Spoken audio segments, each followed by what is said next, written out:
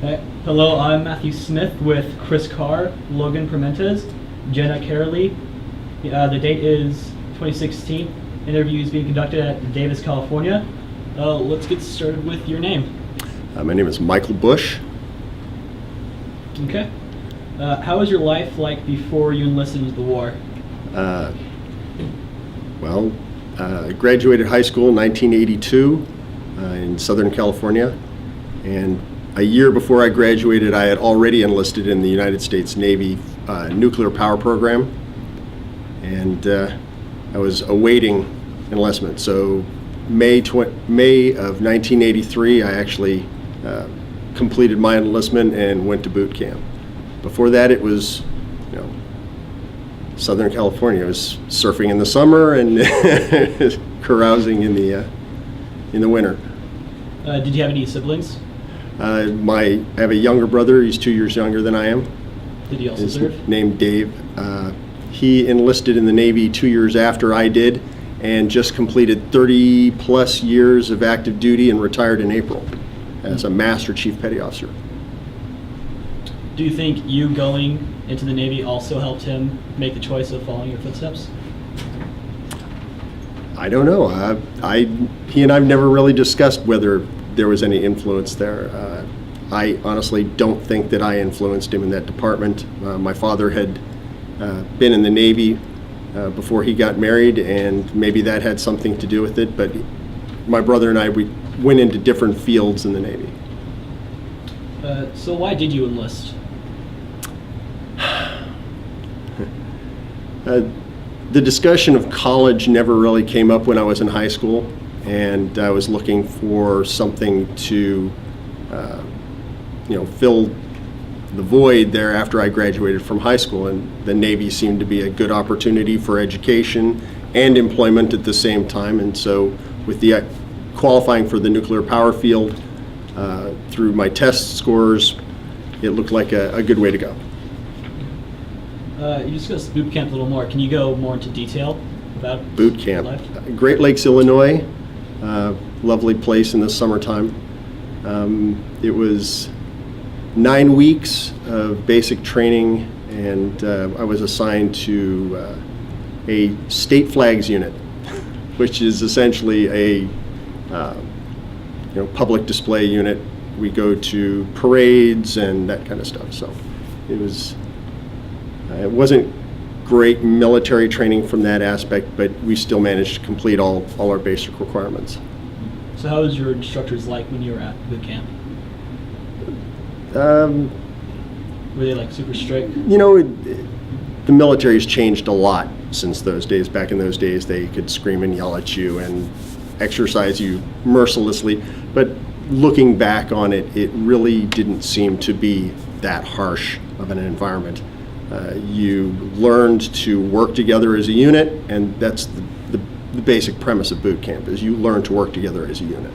So did you make any friends when you were at boot camp then, since you worked together with them? There were several guys in my unit that ultimately followed me up until I reached nuclear power school, and some even beyond that. So you talked about nuclear power school. Was that a special training? Special training, yes. When you back in those days, when you qualified for it, you got into it. You went through basic A school, depending on your rating. Specialty in mine was machinist mate, so I went to propulsion engineering basics in Great Lakes, Illinois, and on completion of that, I went to Orlando, Florida for nuke school. Nuke school was, and still is, one of the most difficult academic curricula in the world, as I understand it. And at 11 weeks, I was happy to be let go. It has over a 75% failure rate. Wow. But as long as you keep trying, you keep putting forth the effort to make the grade, normally you can get assignment to where you wanted to go. And on dropping out of nuclear power school, they asked me where I wanted to go, and I said, send me to auxiliary school for nuclear submarines. So I ended up going the same place I wanted to go, and when I finally got there, I discovered that it was a much better place as an auxiliaryman than as a nuclear power machinist mate, because nuke school never ends. You study and study and study forever. So, what is a machine mate? machinist mate. Machinist mate. You look at a ship and you have all the mechanical systems on board. So air conditioning, hydraulics, compressed air systems, water systems, both seawater, freshwater, manufacture of water. On submarines, you're also in charge of running the oxygen generators, where you actually use electrolysis to separate hydrogen and oxygen into their, from water, so that you can breathe the oxygen and you pump the hydrogen overboard. So it's a really good mechanical background. After nuclear power school, all the schools that the Navy sent me to after that were a piece of cake. They were a walk in the park. So I learned a lot, and when I got out of active duty in 1991, I had a really good skill under my belt. You talk about all the schooling and all the learning, but was it hard to be living at the barracks with all these other people doing the exact same thing as you? No, actually, you made friends in the barracks. You found people that had similar interests, and so when you did have time off, you participated in those exercises. Some people did sports, some people gamed. Games were a little bit different back then, but it all came together. You made friends. After boot camp, where did you serve, or what ship did you serve on? My first submarine was the USS Seawolf, SSN 575, and she was commissioned in 1956 as the second nuclear submarine after Nautilus. Her keel was actually laid first, but the Navy was debating between pressurized water and liquid sodium reactors, and they put pressurized water in Nautilus and liquid sodium in Seawolf, and then changed their mind down the road. So Nautilus managed to commission first. What did those two things do? Was it like fuel? Actually, it was a way of cooling and moderating the reactor for the fission process. But it's pressurized water is the standard for most nuclear reactors in the world at this point. So it was a good way to go. Were you allowed to bring anything onto the place you were stationed? Any personal belongings? Personal belongings. Well, on a submarine, there's not a lot of personal space. Your personal space pretty much consists of a bunk that's about 28 inches wide by about 6'3" in length. You're sleeping on a mattress made out of foam that's about 4 inches thick in a space it's about the size of a coffin, except it's normally open on the side, not on the top. And you have a curtain for privacy and maybe a little bunk light inside. But all your storage is usually in what they call a bunk pan. So you lift up your mattress. There sits an aluminum pan. You lift up your mattress, and underneath there's a space that's about 4 inches deep with the same dimension as the mattress. So all of your clothes go in there, and all your personal effects. So books, writing implements, candy, cigarettes back in the day, all of that good stuff. Yes, very, very tight living quarters on a submarine. So you're talking 120 people in a ship that's 33 feet in diameter, might have 3 decks, and is 300 plus feet long. So it gets cramped. How long were you stationed on the Seawolf? Seawolf, I was stationed until she on board from. I think I got to her in late '84, and I was on board her until '87 when she decommissioned, and participated in her 30-year decommissioning ceremony, and then transferred to USS Parche, SSN 683.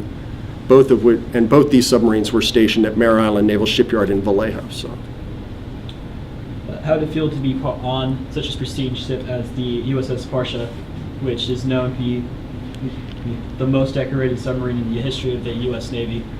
It was, I mean, there was a lot of competition, shall we say. There are 3 submarines that were normally stationed at Mare Island Naval Shipyard. They were all under the command of Submarine Development Group 1. So you had the USS Seawolf, you had the Richard B. Russell, and you had the USS Parche. All of them operated in the same field. And we won't go into specifics there. But so transferring to the Parche, there was already some rivalry between the crew of the Seawolf and the crew of the Parche, and a large number of us, when Seawolf decommissioned, transferred to that crew to augment it, because she was undergoing a 3-year new construction phase where they cut off her bow, extended her over 100 feet, and then welded the bow back on. It was a really good opportunity to learn the systems, and I was with Parche until she almost had completed sea trials afterwards. So the majority of my time there was spent in dry dock and on sea trial evolutions, where we went out and certified all the new equipment, retrained and certified the reactor operators and those systems. And then, I mean, we went up to Canada and fired weapons, and you have to go through everything before you can go back out and be operational.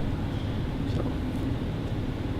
You talked about it being cramped when you were on the submarines. Mm-hmm. What did you do for downtime when you were on either of them? Are you familiar with the format Betamax? Sony Betamax VHS tapes? You know what a VHS tape is, right? Okay, back in the day, there was something called Betamax, which was actually a smaller format tape, took up less space. And of course, the Navy, trying to save space, seemed to go with the Betamax system. So we had a very large library of video on board, movies. I mean, back on the Seawolf, we were still watching, 14 millimeter reel-to-reel movies in some cases. So, but we had a large movie library on board, and so a typical day, you get up, you go and you have your meal, you stand a 6-hour watch on, some kind of system on board. So you're either operating or you're monitoring something. You complete your watch, you go to a meal, you work for 6 hours approximately, and then it takes 6 hours sleeping. Well, if you don't have a lot of work to do in that 6-hour middle period, you might stop and watch a movie. Or if you're new to the submarine, you're going to spend a lot of time studying, because everybody who comes on board submarines has to qualify in submarines. You learn every system on board the submarine. You learn where the majority of the isolations are. So if this piece of equipment over here catches on fire, you know where to shut it off. Okay, you know what that valve is. You know what that valve is. You know what that electrical disconnect does.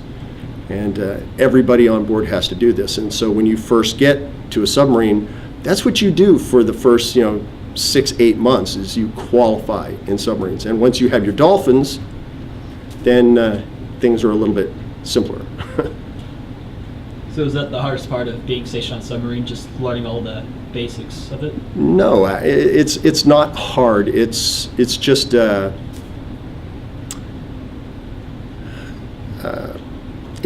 it's just a job. You're doing your job. You have your equipment. You qualify your watch stations. You qualify in submarines. And the whole reason behind this is so that your coworkers, the rest of the crew, they can trust you in whatever it is that you're assigned to do. So it's all, you're building respect. Once you qualify in submarines, you've got respect. You've got street cred, as it were. You qualify a watch station. You stay on that watch station for a while. You look to a more senior watch station. You might want to try and qualify for that. And I remember there were people that were enlisted in standing officers' watch stations because they had the drive to complete the work to make it happen. So. What are the different stations? Because you mentioned watch station. Okay, a watch station. Typical for control on a submarine, you have helmsmen, all right? You have planesmen. These are the people that actually steer the submarine, and they're using it through electro-hydraulic controls. There's no windows on the submarine. There's no cameras. You're not looking outside. You're looking at instrumentation, so you can see your depth, your speed, your heading, the pitch on the submarine. Sitting behind the helmsman, you'll have the diving officer.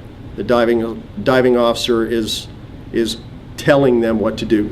He's taking orders from the officer of the deck. The officer of the deck is, giving them, diving officer, make your depth, 400 feet, and the diving officer makes the decision. Okay, planesman, make your angle 15 degrees down bubble,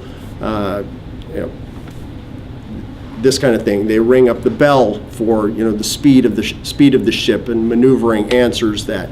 And maneuvering, there's other watch standards. You have the chief of the watch. The chief of the watch sits behind the ballast control panel and monitors all the critical systems from a standpoint as that he can surface the ship, submerge the ship, pump water from one tank to another, because it's very important that when you submerge a submarine, that your buoyancy is taken into account. I mean, you just don't blow the main ballast tanks and then you're neutrally buoyant. No, they have to do what they call a compensation beforehand. They do a lot of math. They figure out how many stores they have on board, how much water is in the various tanks, how much sewage has transferred from a potable water tank, drinking water, gone through people and gone into a sanitary tank that eventually they're going to have to pump overboard. So they balance the ship, and then you submerge it, and once the submarine is submerged, then you compensate it. You pump a little bit out, you move a little bit around until you're neutrally buoyant or just slightly negatively buoyant or positively buoyant, depending on what they want.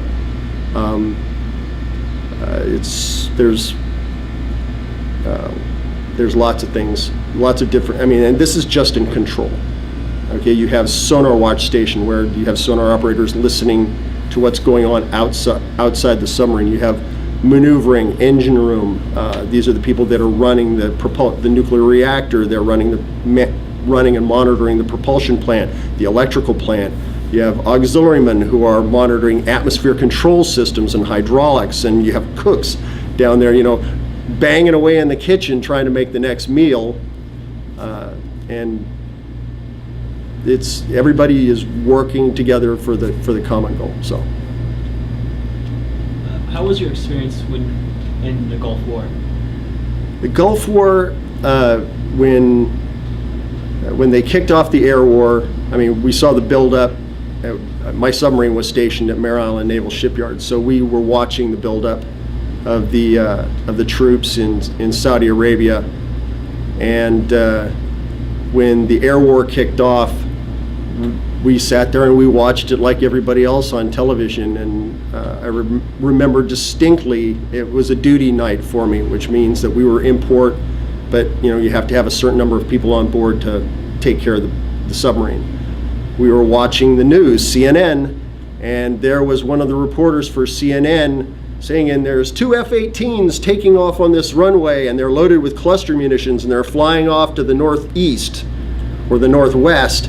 And we got a little bit incensed about that and called CNN headquarters and told them to, try to relay to their reporters in the field not to talk about where the aircraft were flying and what they were carrying. You're in a war, come on.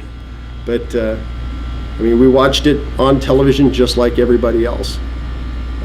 My brother was really disappointed because he had just been assigned to a Tomahawk school in San Diego, and so he wasn't out there to push the button,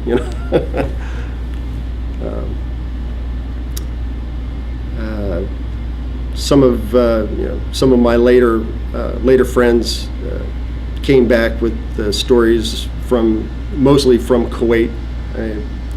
Navy personnel weren't necessarily, out there in the weeds in the desert. They were a lot of them were inside Kuwait.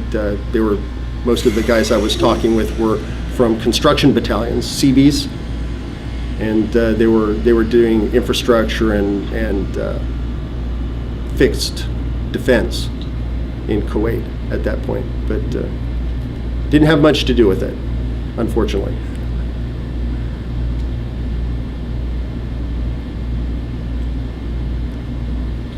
You talked about your ship being cramped. Did you make any really good connections with any of the other shipmates? Cramped, good connections. You learn a lot of. You learn patience.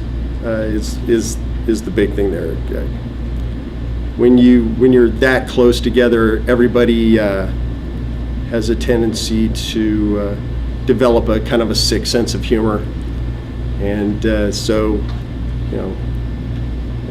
there's a certain amount of pranksterism going on, but it's all in good character. Submarine crews are the closest knit units I've ever been with. You have to be close. So cramped. Just an idea of cramped. You're talking about people trying to move around in passageways. So a hallway, in the middle of the submarine, that where the ceiling is maybe 6'2". I'm 6'5", so I banged my head a lot. You learn to walk around like a gorilla, like this, and you learn to read the other people in the passageway, because the passageway's maybe 36 inches wide in some places, and so you squeeze and you duck and you slide past each other, and and when you pass through watertight doors, you learn a combination. You duck and you put your foot through at the same time, and you pray you don't clip your head on the door frame, because it's not 1/4-inch steel. It doesn't go dong when you hit it. Your head is what makes the noise. It's 1.5-inch thick steel. So, but everybody gets along very well. I've never seen any kind of real stress. The kind of stuff where you'd expect people put in close proximity with each other to develop with impatience, snapping at each other, that kind of stuff. It doesn't occur. So U.S. Submarine Force is entirely volunteer. Nobody gets sent there that doesn't want to be there. And if you decide you don't want to be there, they'll happily move you somewhere else, because it's a very special environment.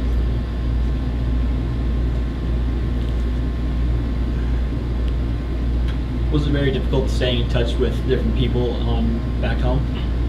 On a submarine, I don't know what it is today, but back then, when you left port, you got all communication was one way. If you were going out for a deployment, the longest I think I went to sea for was 108 days continuous, and that's 108 days in which I saw the sun once through periscope. The families got something that they could send to us called family grams, and it was kind of like an SMS. Okay, they would formulate this short message, and they would submit it to the command in port, and the command would process it and look at it and make sure that it wasn't, a Dear John letter in code or something like that, and then they would transmit it during your deployment, and you would pick it up on the radio system on the submarine. And so, somebody would say, "Hey, you got a family gram," and they'd hand you this, 60-word blurb. It's like, "Oh yeah, family's doing great. Uncle John got married," or something like that. Simple stuff. "We miss you. We love you," that kind of thing. Communication going the other way didn't happen at all. So once you were out, you were out, and your crew was your family. So. Did that have any effect on you, like psychologically, knowing that they can talk to you, but you can never talk back? No. For such a long period of No. time? Psychological is no, never psychological issues. Although when you know that you're returning to port, everybody gets what they call channel fever for about the last 2 weeks. Coming back, you're getting antsy, like, okay, yeah, what are we going to do when we get back? That kind of thing. But psychological, develop problems, nothing. Physical issues came up though. The environment on a submarine being so close and the atmosphere is recycled constantly, and the smell is very distinct. If you go to San Francisco and go on board one of the old World War II submarines there, still smells the same today on a nuke sub. Okay, it's very nostalgic for me to go there and go on board. As soon as you go on board, there's the smell. And well, that smell is in your skin after you've been at sea for a long period of time. So you spend like the first 2 hours under hot water scrubbing, trying to lose a layer or two of skin. And your eyesight tends to get a little bit messed up because you haven't had to focus on anything more than 30 feet away for months, potentially. And so those first few days driving can be a little bit interesting. Is that a stoplight? A stop sign? And you're standing topside as the submarine pulls up to the pier, and the family is lining the pier, and you can't tell who's who from 100 feet away. It's like, is that my wife? But, you talked about entering and exiting ports. What did you do when you exited ports, when you went out to sea? You mean job-wise? Yeah. Job-wise, it depended on what your watch station was. There were times when I was handling lines on the deck. There are other times when I had stood lookout in the con, or performed as aux of the watch or atmosphere control watch or something like that in some other station on board below decks. It's kind of nice being a line handler or a lookout because you get to see the sun sooner than everybody else, or you get to see it a little longer than everybody else. But it can be wet too. Being lookout, going out through what they call the potato patch, which is the stretch of water between the San Francisco Golden Gate Bridge and the Farallon Islands, to where you have to get past what they call the 100 fathom curve before you can dive the submarine. So 600 feet of water under the keel. And that stretch of water can be very rough. And so there are times when you're plowing, waves going out there where you're underwater, almost as much as you're on the surface. Would there be any reason for your submarine to be going out to sea? Any specific jobs it itself had? Well, aside from doing workups, basic coastal ops, or training evolutions for, let's say, like nuclear power safety exams, submarine had missions to perform, and when you go out on missions, you don't talk about them. Did you ever believe that one of these missions would be your submarine going into action? No. There was the stuff that Seawolf and Parchi were assigned to do was we're not assigned to battle groups. We went out and did solo stuff, and so anything that involved weapons would have probably been purely defensive, short of us going to war with somebody. So we weren't really out there for control of the sea lanes like the rest of the Navy is. You also served in Operation Iraqi Freedom, correct? Yes, OIF 1 and 2. The end of 1 and the beginning of 2. Was there any large differences between the Gulf War and the Operation Iraqi Freedom?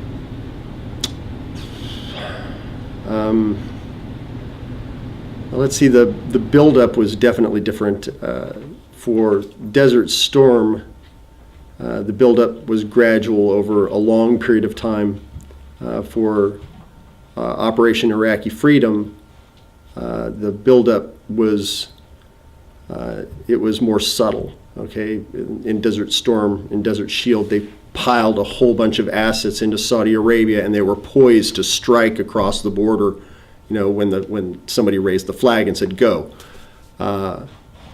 For OIF, it was a slow buildup over a period of months, and the assets seemed to be staged more remotely. I spent 3 weeks in Rota, Spain in 2002,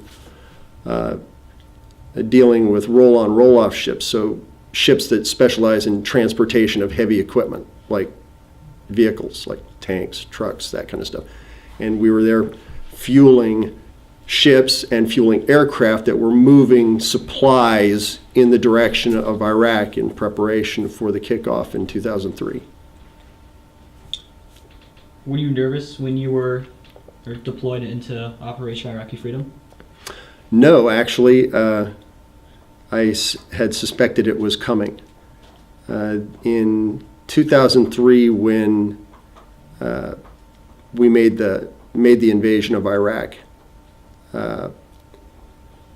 the Army pushed all of its. Let me take a step back. At this time, when I got out of active duty in submarines, I took a 1.5-year hiatus and realized I was missing the military, and so I joined the reserves. Spent 2 years in a CB battalion that got decommissioned and then got picked up in what they called Fuel Operating Unit, which was a Navy unit that had been put together to operate and maintain fuel systems theater-wide. So we trained with everything from the Navy's offshore discharge petroleum system, which brought fuel from ships onto shore in a tactical environment. We trained with the Marine Corps system. We trained with the Army systems, the Air Force's systems. Everybody's systems were under our belt.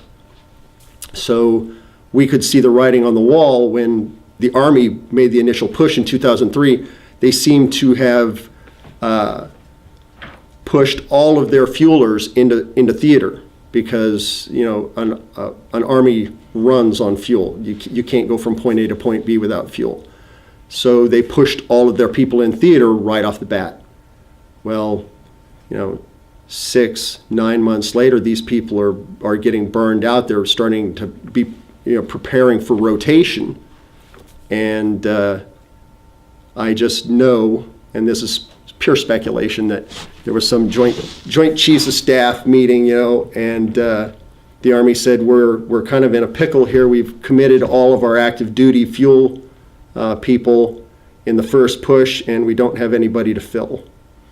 And somebody said, oh, the Navy has reservists that do that. And sure enough, we do have reservists that do that. And so the Navy Expeditionary Logistics Support Force, big mouthful there, NAVELSF, stood up a battalion that consisted of 3 fuel operating units to form one company, and a cargo handling battalion. And they deployed us forward to Kuwait. The cargo handling battalion unloaded ships in Kuwait and dealt with material logistics there from, let's see, I think we actually hit the ground there in February. So from February to September of 2004, and the 3 fuel operating units that they combined into a unit, we went to a place called Balad, which is 60 kilometers north of Baghdad. It's actually called Al-Bakr, B-A-K-R, I think, Air Base. And the Army had established the largest fuel depot in country at that location. And in 7 months, we doubled the size of it. our 85-man unit took over from a 160-man Army unit. We doubled the size of their fuel depot, built 2 additional fuel depots, one at Spiker, one at Al-Taji, did surveys at Al-Assad, did surveys at Morez and Diamondback for the Army. We kick butt. And, people think, oh, you're just reservists, but reservists have a distinct advantage over active duty military personnel, is that every one of us has a 40-hour a week job that we do, and we do very well. And then we also have a military specialty. And that military specialty may be the same thing, it may be something completely different. So we get in country, and I have guys that are fuels technicians, but they're also Navy electricians mates, which makes them electricians, and their regular job, they're a high voltage electrical lineman. So we start working on, when we go someplace, we start working on infrastructure. And those guys, if they're not working on the fuel farm, they're installing generator transfer switches in buildings that have no power, and bringing power up in those systems, or repairing air conditioning systems, or cobbling together piping systems and making hot water shower equipment out of garbage that's just laying around in fields. It's really special working with Navy Reserve units, because the CB motto, "can do," really applies to the reserves, because they can do anything. I mean, these guys go in and they make things happen. Somebody says, oh, we can do that, we can do that, we can do that. And meanwhile, the active duty people have been sitting around doing their job, but there's nobody moving forward, So you get there and you start trading favors, and you get a reputation for being able to really do things, and all of a sudden the jobs start to roll in, because they see what you're capable of. When they assigned us there, they attached us to the Army's 7th Transportation Battalion, and we very quickly made a name for ourselves there. The time that we spent in Iraq, kind of a mixed bag. At Balad, we were shelled every day by indirect fire, all of it improvised. The bad guys, they pick up ordnance out in the field, they set up an improvised launching system by putting it on a dirt berm out beyond reach of the guard towers, and they just lob them in.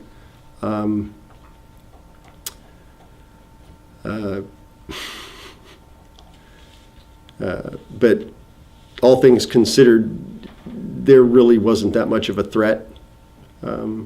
You'd be standing working at the fuel depot, and you'd hear a loud boom, and you'd look over your shoulder at a cloud of smoke. Do you want to pick up There you go. where you would there was see Okay. the smoke and then? All right, so indirect fire. So that's the only thing we were really exposed to at Balad. And so you would hear a loud boom and see a cloud of smoke in the distance, and you would breathe a deep sigh and start walking towards the shelter, because 30 seconds after the explosion, then the air raid sirens would go off saying, "Seek shelter." And so you'd walk back and stand in the shelter for 15, 20 minutes before you'd get the all clear, and you could go back out and start working again.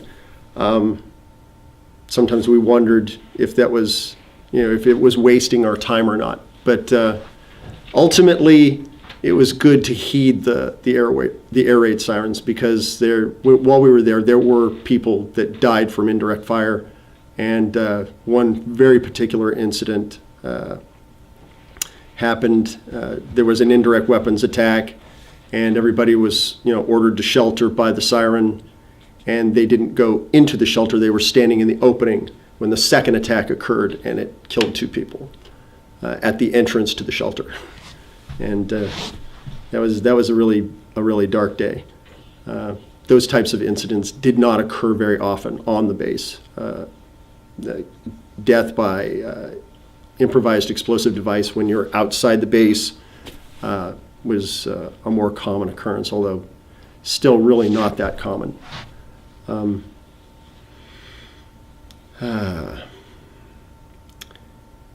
We did some, interesting things while we were there.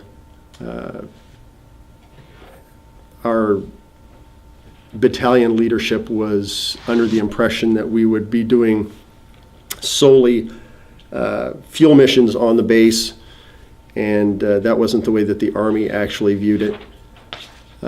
They wanted us to take over completely from the previous unit, which means they wanted us to stand watchtower duties, but we had half the manpower. So eventually we managed to shave those things down, but fuel-oriented missions were a necessity.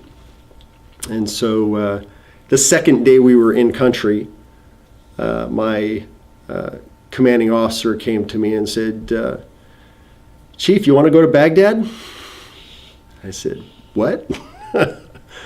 And the next morning found myself in an unarmored Humvee driving to Baghdad at the tail end of a convoy to perform a survey mission on the way at Al-Taji, which I went to later for a 6-week mission to build a fuel depot for the Army.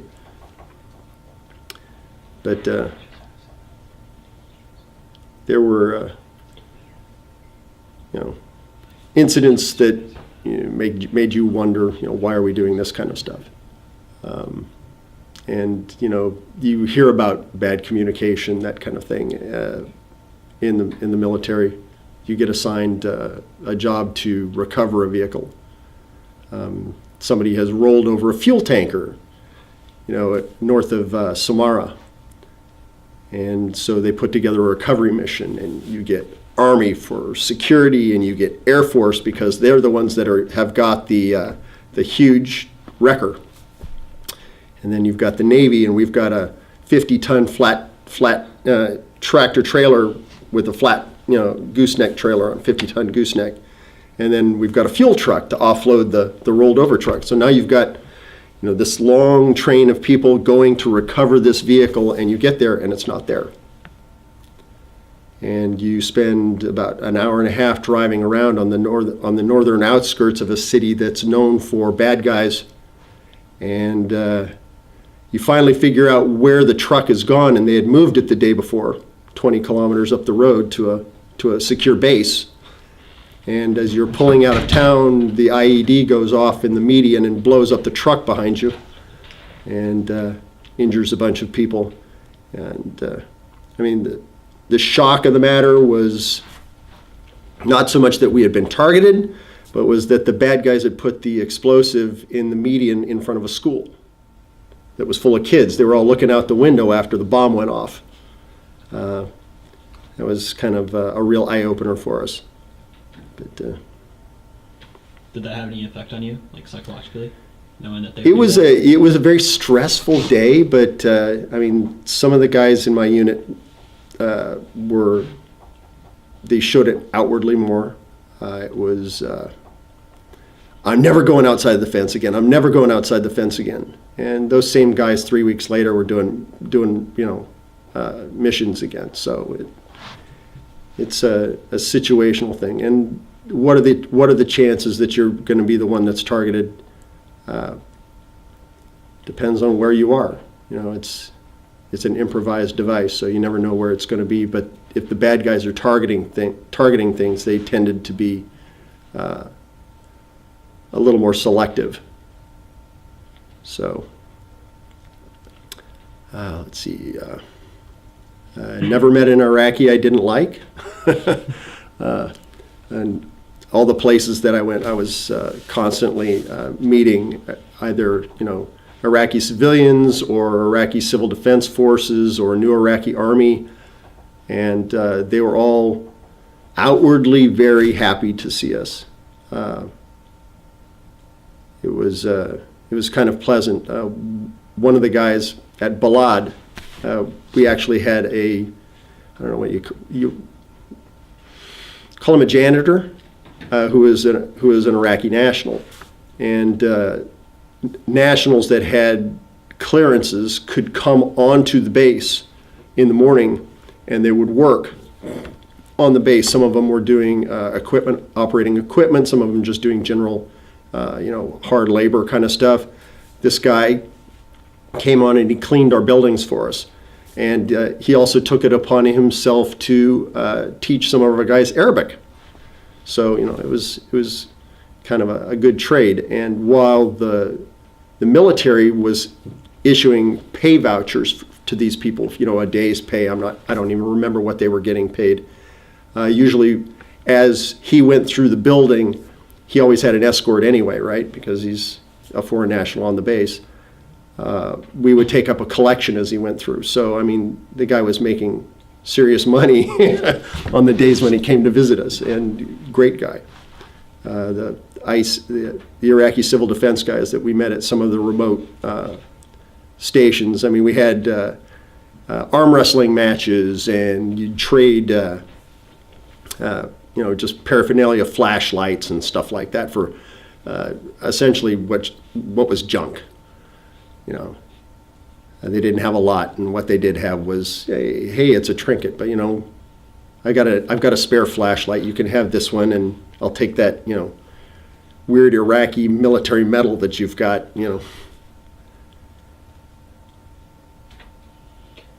How did you feel when you heard that America won both the Gulf War and Iraq, and the Operation Iraqi Freedom? Was there different experiences? Well, did we win them? Okay, the whole, and now mind you, I'm just going to go into my own personal opinion here. So, Operation Desert Storm, they could have done what they did, 10 years later then. But the problem there, as I understand it, was that Saudi Arabia didn't want Saddam's regime overthrown because his was a less, he was more of a known threat than Iran, which was, wants to come around and mess with Saudi's politics and religion. So, did we make the right decision in stopping where we were? That's, it's the powers that be made the decision. They said, we're going to stop right here and just embargo him. So years later, through what appears to be misinformation, we went in again. And this time we collapsed the regime and tried to put a government in place, and it's still struggling. It's still struggling. We pulled out, and there's the possibility that we have to go back in just to support. It's funny because when 9/11 occurred, my reserve unit, we immediately did a call up, said everybody stand by, just in case. And we're thinking, oh, well, we're reservists. They're not going to call us up right away or anything like that. But I was having a discussion with my CO at the time, and I said, it'll be 3-4 years. And that was kind of the consensus that we came to. It'll be 3 or 4 years, and we'll end up going. And it was, 4 years, pretty much. So also at the time when they said, okay, we're going into Iraq, I said, well, we're going to be there for 10 years. And people in my unit were like, what? What do you mean 10 years? We're going to go in there, going to kick their butts and take names and set up a new government, and it's all going to be done. No. And it went longer than 10 years, didn't it? So you can't go in and push somebody over and then rebuild the way you used to, especially when there's conflicting ideologies. It's not like defeating Japan and then spending millions to rebuild their country and their industrial capability. This place it's just a whole different game.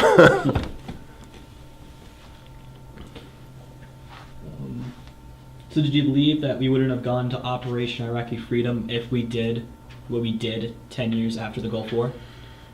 During the Gulf War? Well, I don't know. If we had overthrown Saddam Hussein's regime then, we would have been in there that much sooner and probably would have still been there when OIF had started anyway. Because the insurgency would have started sooner. I mean, when we rolled in, in OIF, when they rolled in 2003, they were up against regular Iraqi army. Their insurgency was very, very few and far between. When I got there in 2004, training that we went through when we were going through, indoctrination in Kuwait, they started talking about improvised explosive devices. And they talked about, getting shot at from the side of the road and all this kinds of stuff. So the insurgency, it was on their minds, and people were getting hurt by it.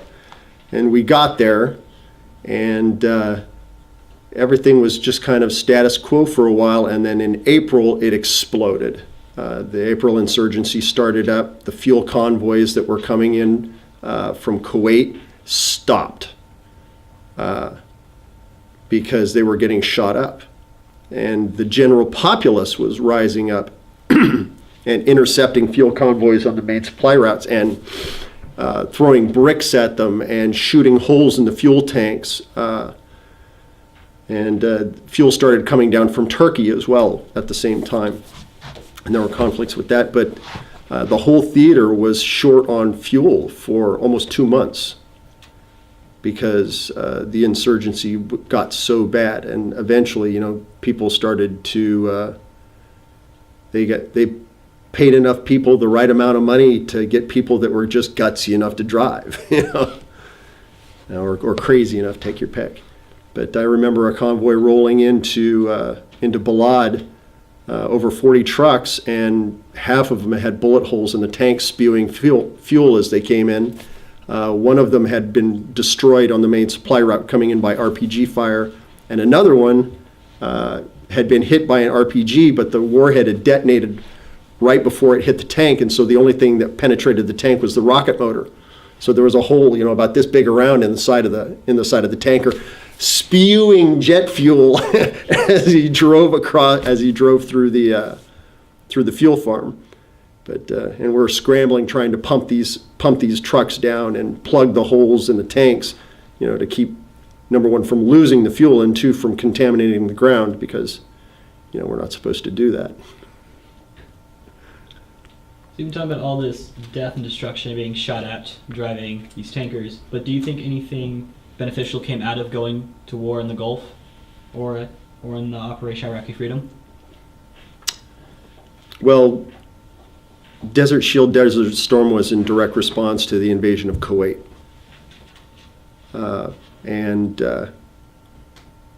That I would call that part, the liberation of Kuwait, that's a win. Not going and stomping on Iraq at that point, that's somebody's decision much higher than mine. Whether that was a good or a bad, we can throw that one. Did we do the right thing in OIF? I'd say yes, from the standpoint that we took down Saddam as a dictator and opened the country up to at least the possibilities of a democracy and rejoining the world market, as an economic power eventually, if they can ever get their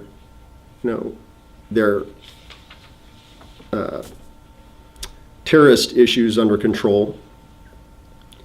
Maybe they'll get there someday. But did we make the right decision? I don't know. Premise of going after weapons of mass destruction that were never found. I mean, mind you, Saddam buried a lot of stuff out there in the desert. I remember finding, entire aircraft that had been buried in the sand.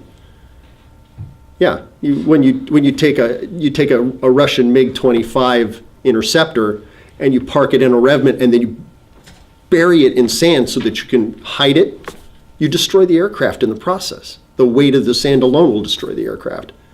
But they did a lot of that stuff. So did Saddam hide his WMDs?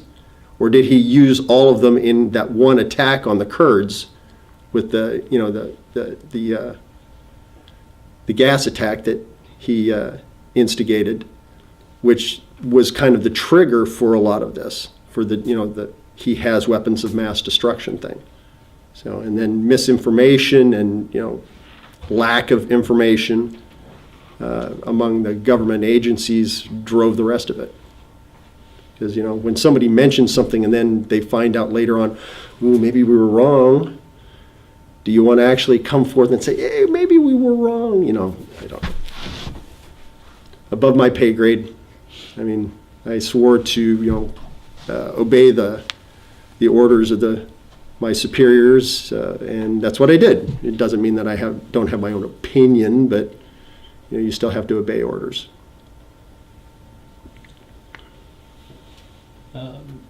Do you believe you were treated differently after coming back from the Gulf War or Operation Iraqi Freedom?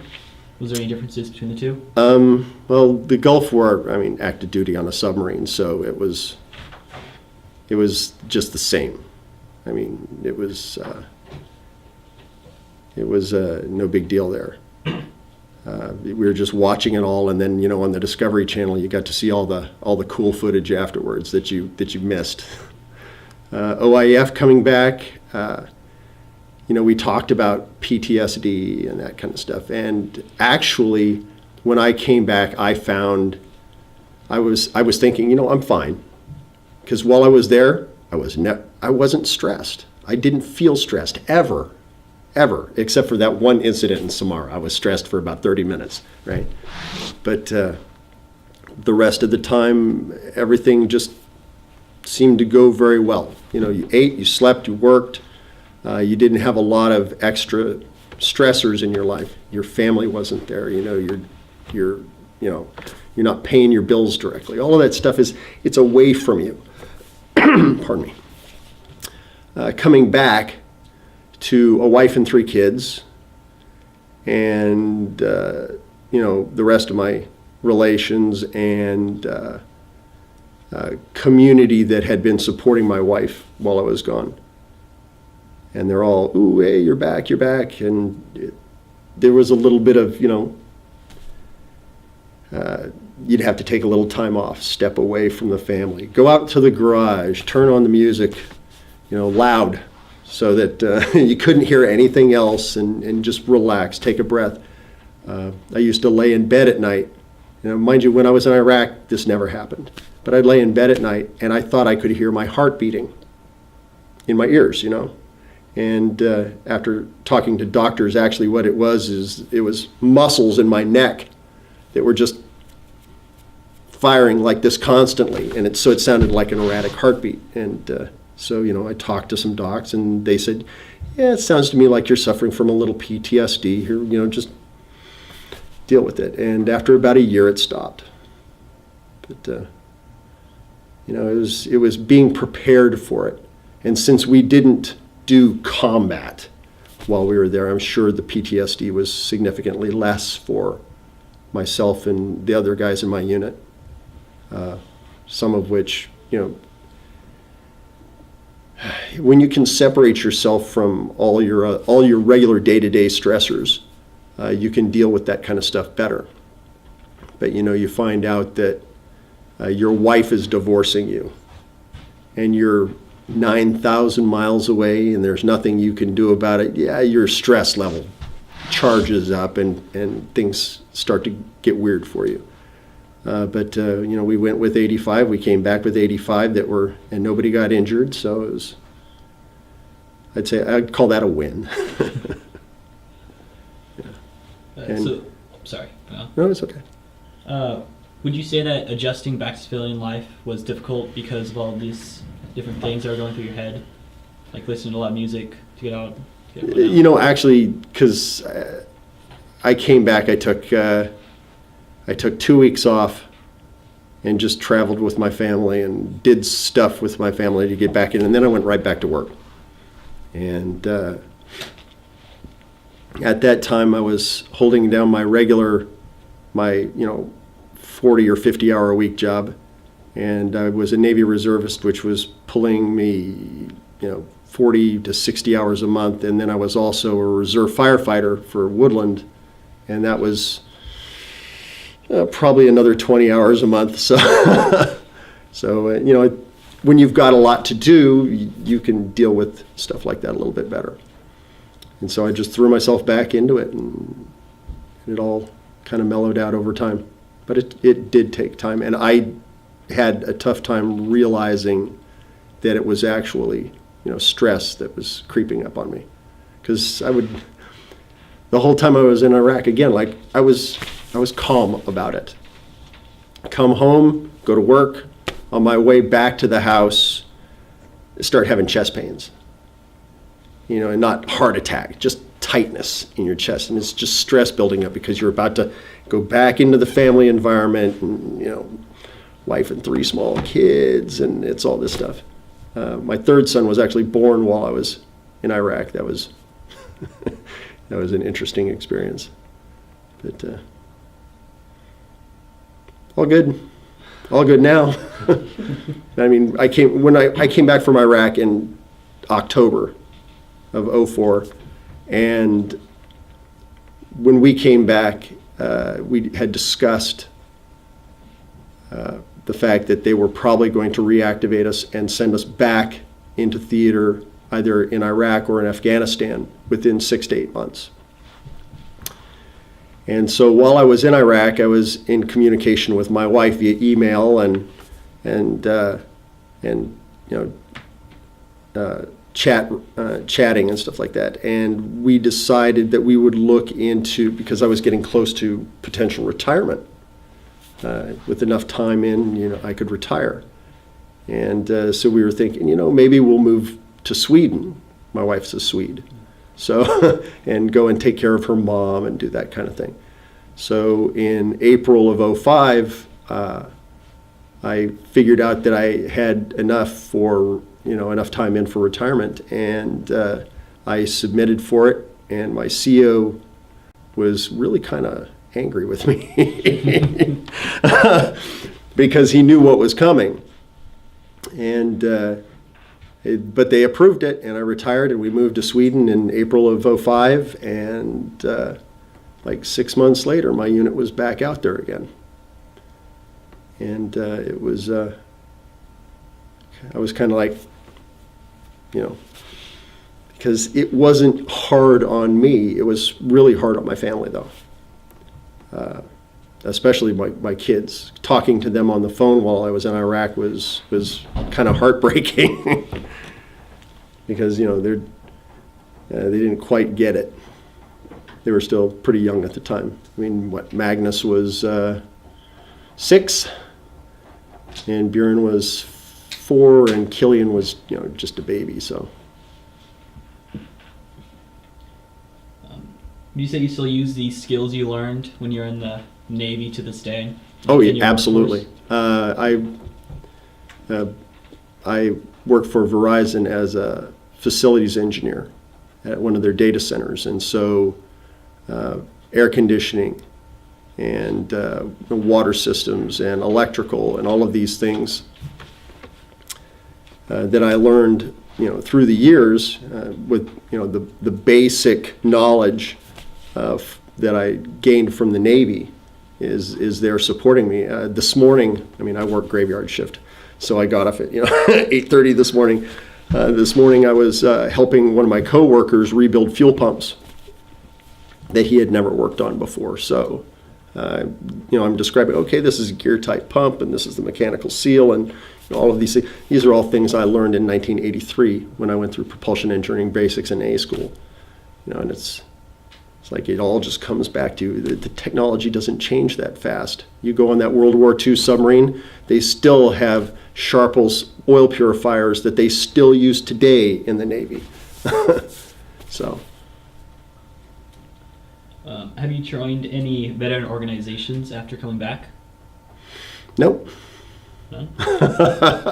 None. Have you ever thought of it? I have considered trying to go to a Parchi reunion or something like that, but no organizations, Veterans of Foreign Wars or American Legion or anything like that. My military days, yeah, I kind of miss them, but I'm kind of glad that they're behind me now. But sitting around talking, telling sea stories with a bunch of other veterans, I can do that at work. I mean, I work with an electrical nuke from submarines, a machinist nuke from surface ships, you know. So there's two other Navy guys with similar backgrounds as me, and you know, and then there are other people at my work that are either current military or, you know, past military. So, you know, we sit around and we shoot the breeze and we, you know, tell the tales. Have you seen any of your fellow shipmates at any reunions or on any social media sites? They're, you know, Facebook being what it is, I keep track of some of my former associates, ones that I've been with mostly just through the reserves. A couple of them from the time I joined the reserves and all the way through until I retired, and some of those guys up until a couple of months ago were still doing it. One of them had been to Afghanistan 4 times, and he and I went to Iraq together, both as chief petty officers. And so he's still out there doing it whenever he can do it. He loves it. So. Would you say that your experience in the military has shaped you to the person you are today? Oh, yes.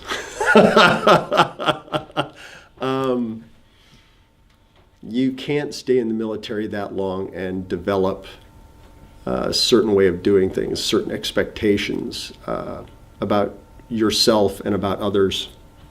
You look at somebody and say, you know, you got to pick up your slack and go with it. We're a team here. You can't just, you know, coast along, that kind of thing. I mean, you guys experience similar things doing your group exercises, right? Your group projects.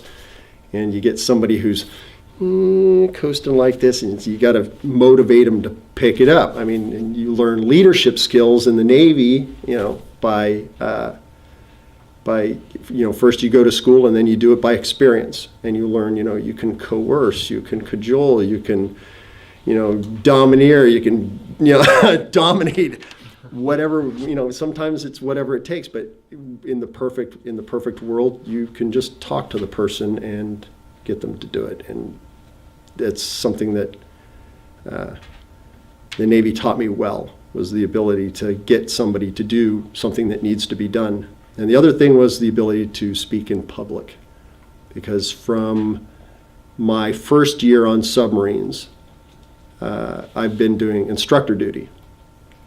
And so you learn a system, you become a system expert in something, and then you teach other people on the boat, you know. It's kind of like that see one, do one, teach one kind of thing, except once you teach one, then you teach it all the time, and you become expert on more and more systems. So I taught mechanical systems on my submarines the whole time I was on board them, and then when I got out of active duty and went into a civilian job, part of my duties there was teaching.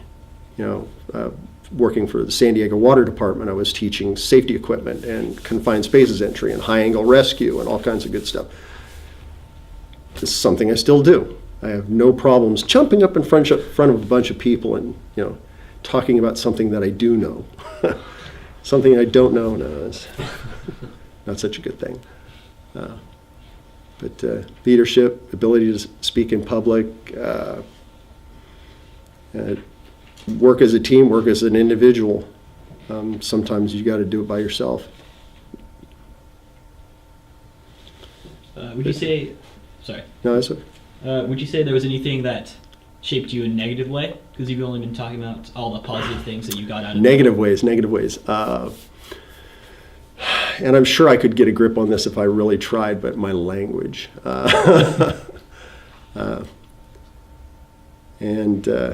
Yeah, I still talk like a sailor. And when I talk to my sons, sometimes I get that authoritarian tone where my wife might say, you need to do this. And for me, it's get off your dick and get out there and take care of it now. Well, I got 2 hours. No. You didn't hear me. This is not a want. This is an order. Get going.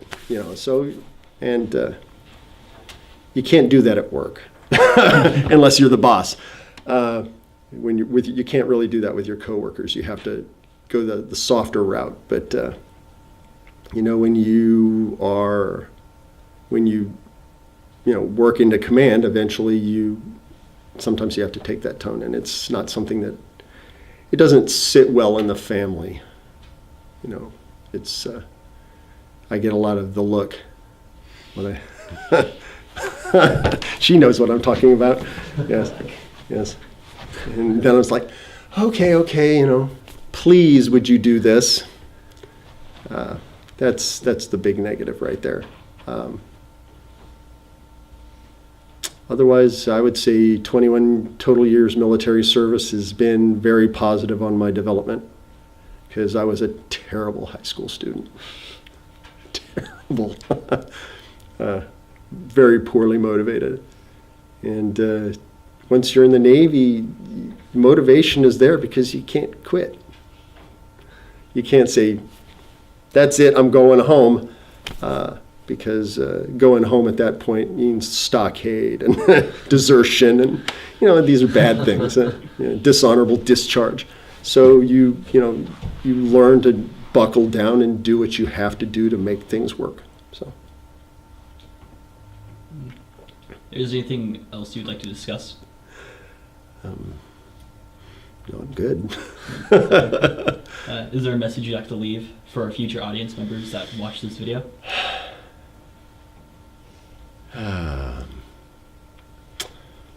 Well, let's see. Something that came up before we deployed to Iraq was, I belonged to a reserve unit, and similar things happened during Desert Shield, Desert Storm. There were reservists that basically said, I'm a reservist. I joined the reserves to earn money for college. And that didn't fly very well. So when it looked like we were going to be called up to go to Iraq, I said, if any of you are of the opinion that, and this is to my fuels unit where we drilled over at Travis Air Force Base, if any of you are of the opinion that you're not in a military unit and that you have the potential to go to war, it's time to get out of the reserves now, because I don't want to see you in theater. And we lost 3 people before we went to Iraq because they quit. They decided that they didn't have the wherewithal to go in country. And I'm glad that they did, because then I didn't have to, handhold them or listen to them whine about it in country. I wanted only positive people. So if you're going to join the military, be prepared to be in the military. It's not a club. It's a fighting force. And your life may be expected to be put on the line. Okay. Thank you for answering all our questions, and also thank you for your service. Yeah. Thanks for having me. And now I got to hustle over to the